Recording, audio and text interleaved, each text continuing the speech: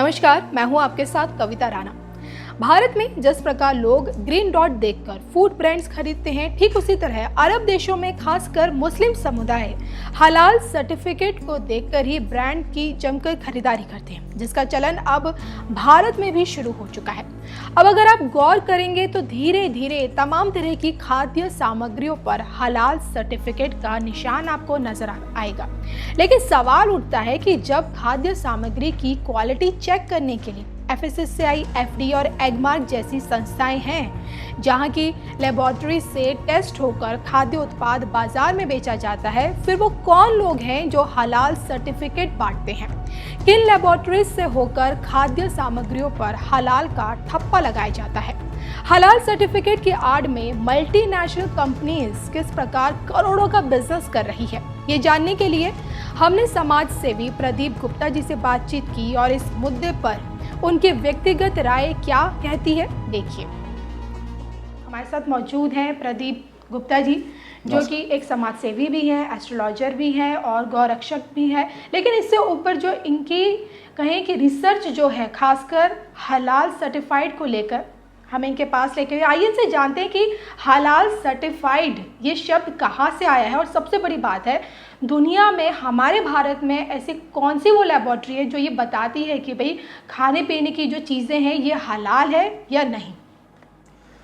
देखिए कविता जी, मैंने आज तक किसी भी हलाल सर्टिफिकेट देने वाले ट्रस्ट और NGO की लेबोरेटरी के बारे में नहीं सुना। क्योंकि मैं यहाँ पे सबसे बड़ी बात बता दूँ, इनके छोटे मोटे कॉन्सेप्ट हैं कि ये सामान उसमें ना मिलाया जाए, ये सामान ना मिलाया है। जैसे मैंने पहले भी बोल चुका हूँ एक दो वीडियो में कि उसमें सुअर से संबंधित कोई पदार्थ, मांस, चर्बी आदि का इस्तेमाल ना हो, जिलेटिन का इस्तेमाल ना हो, एल्कोहल का इस्तेमाल ना हो, सबसे बड़ी बात है। लेकिन इसके अलावा इनके पास कोई मानक नहीं है, क्योंकि ये एक मजहबी नियम कानून से चलते हैं। मैंने आज तक पिछले 4-5 साल से मैं इस मुहिम में काम कर रहा हूं, मैंने इनकी एक भी लेबोरेटरी के विषय में आज तक नहीं सुना, ना इनकी किसी लेबोरेटरी की जानकारी आज तक मिली है। मैंने इनके आलिम, मुल्ला, मौलवियों से सभी से पूछा कि भाई आप जो सारा उत्पाद बनाते हैं इसकी अभी तक टेस्टिंग की कोई सुविधा है? कहते हैं नहीं है। लेकिन इनके थोड़े से कॉन्सेप्ट हैं कि ये पदार्थ, जैसे मैंने अभी बोला, सुअर का इस्तेमाल ना हो, जिलेटिन का इस्तेमाल ना हो, एल्कोहल का इस्तेमाल ना हो, सिर्फ इतनी 2-4 और भी पॉइंट हो सकते हैं।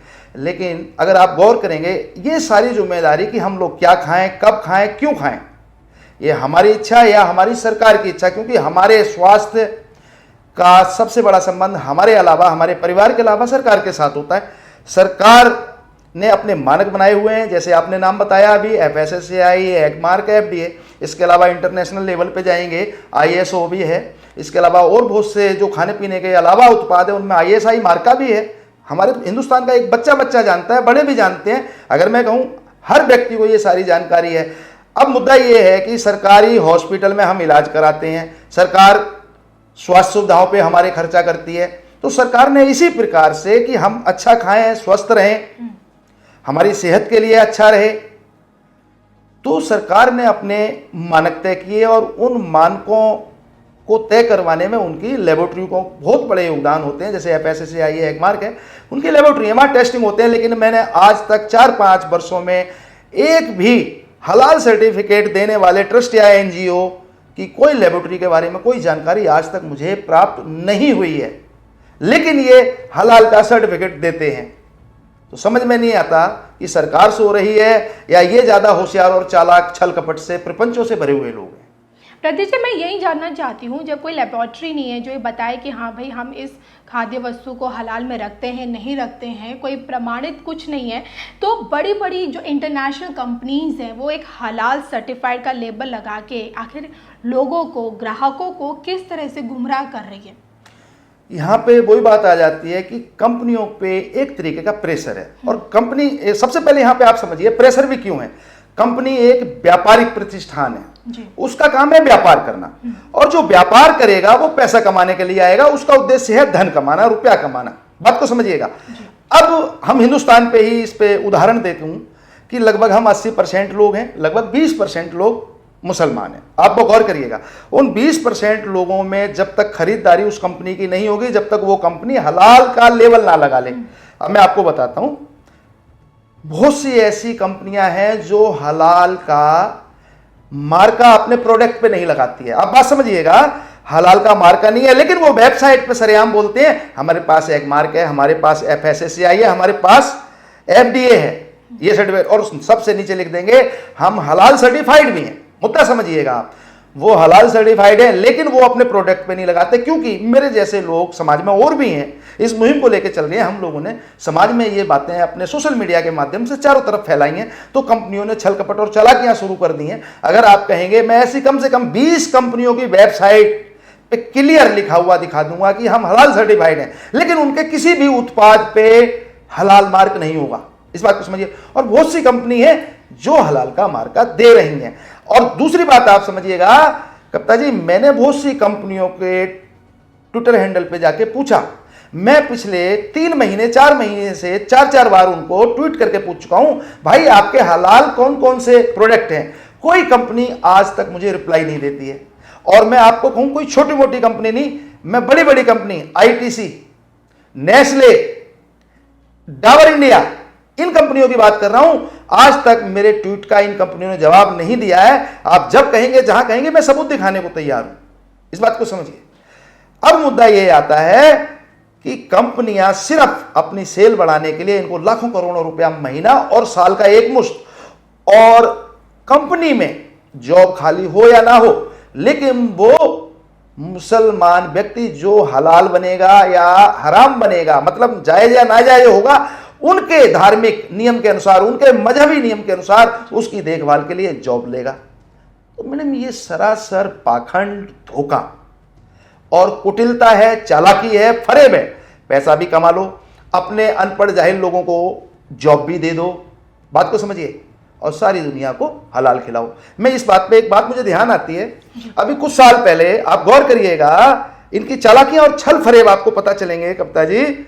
लगभग 3-4 साल पहले आपको पता होगा, सीरिया में काफी गृह युद्ध के हालात बन गए थे। उसके बाद वहां पे अमेरिका रसिया का बहुत बड़ा हुआ। तो उस समय यूरोप के एक ग्रैंड मुफ्ती ने यह बयान दिया था कि मेरी समझ में, पहले तो समझिएगा, ग्रैंड मुफ्ती इस्लामिक नेता, यूरोप का एक ग्रैंड मुफ्ती, इस बात को समझिए, वो किसी और मजहब का नहीं है, वो मुसलमान है। वो कहता है कि मेरी समझ में ये नहीं आता कि ये मुसलमान आपस में लड़ते क्यों हैं, एक दूसरे को मारते क्यों हैं, हमारे इस्लामिक मुल्कों में गृह युद्ध क्यों होते हैं, झगड़े फसाद क्यों होते हैं। जब हम हलाल के माध्यम से सारी दुनिया को अपने इस्लामिक हरे झंडे के नीचे ले रहे हैं और धीरे धीरे लाते जा रहे हैं, तो मुसलमानों को आपस में लड़ने की जरूरत क्या है, इनको बंदूक चलाने की जरूरत क्या है, इनको बम फोड़ने की जरूरत क्या है। बात को समझिए, इनकी चालाकी छल कपट। तो कहीं ना कहीं इस तरीके की बातों से साबित होता है कि ये लोग एक प्रकार से अपने मजहब को पूरी दुनिया के ऊपर लादना चाहते हैं। अब मैं इस पे एक और बात कहूंगा, आप हैरान रह जाएंगे। ग्रैंड मुफ्ती के अलावा इंटरनेशनल न्यूज एजेंसी राइटर का एक ट्वीट मेरे पास है। वो कहते हैं कि सन 2025 में हलाल सर्टिफाइड उत्पाद $10 ट्रिलियन यानी $10 ट्रिलियन का होगा 2025 में, और आज की डेट में लगभग ये $5 ट्रिलियन का है। अब मैं यहां ये ट्रिलियन का मतलब इसलिए आपको खुल के बता दूं, अभी 1-2 साल पहले ही मोदी जी ने कहा था कि मैं हिंदुस्तान की इकोनॉमी $5 ट्रिलियन की बनाना चाहता हूं। बात को समझिएगा, हमारी पूरी इकोनॉमी 2024 में मोदी जी का सपना है कि $5 ट्रिलियन की बन जाए। लेकिन इस समय पूरे विश्व व्यवस्था में हलाल सर्टिफाइड फूड $5 ट्रिलियन यानी डॉलर का है। इस बात को समझिए। प्रदीप जी, मैं यही जानना चाहती हूँ कि ऐसी कंपनियों को रोकने के लिए, ऐसे लोगों को रोकने के लिए सरकार कोई कदम क्यों नहीं उठाती? क्या लगता है कि सरकार के ऊपर भी कोई प्रेशर है? देखिए, मैंने पहले भी बहुत जगह सोशल मीडिया के माध्यम से ये बात कही है कि सन 2013 में मलेशिया के कुआलालंपुर में वर्ल्ड हलाल फोरम की स्थापना की गई। वहाँ पे ऑल ओवर वर्ल्ड के जितने भी बड़े बड़े इस्लामिक स्कॉलर, इनके नेता, इनके आलिम, इनके मौलाना थे। इन्होंने वहां जाके एक मीटिंग की और फिर पूरे विश्व में अलग अलग देशों में जहां जहां इन लोगों की आबादी थी वहां पे इन्होंने अपने ट्रस्ट और एनजीओ वहां की सरकार के नियम कानून के हिसाब से बनाए और अपनी पब्लिक को सिर्फ हलाल सर्टिफाइड खाना खाने के लिए, हलाल सर्टिफाइड, आपको हैरानी होगी, कुर्सी टेबल तक, मतलब फर्नीचर जैसी चीजें तक कई देशों में ये चल रही हैं। अब मैं यहां पे एक और बात कह दूंगा, आप हैरान रह जाएंगे, हलाल सर्टिफाइड नाइट क्लब सऊदी अरब में, दुबई में हलाल सर्टिफाइड नाइट क्लब। पॉइंट समझने की कोशिश करिए, ये सिर्फ पैसा कमाने की टेक्निक है, ये अपना वर्चस्व स्थापित करने की टेक्निक है, पूरी विश्व व्यवस्था में ज्यादा से ज्यादा पैसा कमाने का। अब मैं एक आपको छोटा सा उदाहरण देता हूं कविता जी, अगर आप गौर करेंगे इस समय विश्व व्यवस्था में 5 ट्रिलियन यूएसडी का हलाल सर्टिफाइड कारोबार है। अगर सिर्फ इसका 2% भी गलत हाथों से या गलत कामों में खर्च हो जाए तो बहुत बड़ा ब्लंडर हो सकता है, क्योंकि ये बहुत बड़ी रकम है। क्योंकि फिलहाल लगभग 2 से 2.5 ट्रिलियन डॉलर की इकोनॉमी हिंदुस्तान की है। अब सोचिए आप कितनी बड़ी रकम है। तो कविता जी, इनका सिर्फ उद्देश्य है विश्व अर्थव्यवस्था पे कब्जा। आज अगर मेरी बात लोगों ने ध्यान नहीं दिया तो कल ये बात खुल के आएगी। और सबसे बड़ी बात है, आप कहते हैं सरकार गौर नहीं करती है।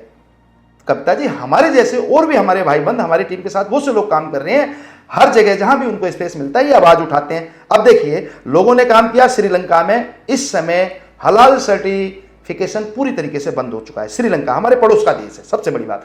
दूसरी बात, पोलैंड में, यूरोप का एक देश है पोलैंड, वहां पे हलाल सर्टिफिकेशन के पीछे काफी गवर्नमेंट ने टर्म्स एंड कंडीशन लगा दिए हैं, मतलब धीरे धीरे वो भी खत्म कर रहे हैं। इसी तरीके से अगर आप सोशल मीडिया पे जाके देखेंगे या गूगल पे जाके देखेंगे, यूरोप और अमेरिका में हलाल के खिलाफ लड़ाई धीरे धीरे बढ़ रही है और सरकारें धीरे धीरे इस चीजों को समझ रही हैं और वो साल में, 2 साल में, 3 साल में इस व्यवस्था को तोड़ना ही पड़ेगा। नहीं तो एक दिन क्या होगा, पूरी की पूरी व्यवस्था चरमरा जाएगी। ना इनके पास कोई, आप गौर करेंगे, ना तो इनके पास कोई टेस्टिंग लेबोरेटरी है, फिर सर्टिफिकेट क्यों। दूसरी बात, हर सरकार के, हर राज्य के, हर सेंट्रल गवर्नमेंट के अपने अपने हक अधिकार हैं, उनके लोग क्या खाएं तो वो डिसाइड करें। ये कौन होते हैं भाई? आपका धर्म है, आप अपने धर्म से चलिए, आपका मजहब है, आप अपने मजहब से चलिए, आप हमारा ठेका मत लीजिए भाई। हम खुद अपनी जिम्मेदारी, अपनी सरकार को वोट देते हैं ना, सरकार की जिम्मेदारी है हमारे स्वास्थ्य का। जब सरकार हमें सरकारी हॉस्पिटल में स्वास्थ्य सुविधाएं देती है तो सरकार डिसाइड करेगी हमारे लिए स्वास्थ्य के लिए क्या अच्छा है, हम क्या खाएं। और सरकार लगभग आप कोई भी उत्पाद देखेंगे वो हमारे लिए बना रही है और हम वो खा रहे हैं। सरकार के सर्टिफिकेट जाते हैं हर उत्पाद के लिए, बात खत्म। चलिए, इसी तरह हलाल सर्टिफाइड को लेकर हम और भी आपके लिए अहम या फिर यूँ कहें कि गंभीर जानकारी लाते रहेंगे, और वो गंभीर जानकारी क्या होगी ये जानने के लिए आप हमारा नेक्स्ट वीडियो देखना मत भूलिएगा। तब तक के लिए मुझे और सर को दीजिए इजाज़त। नमस्कार।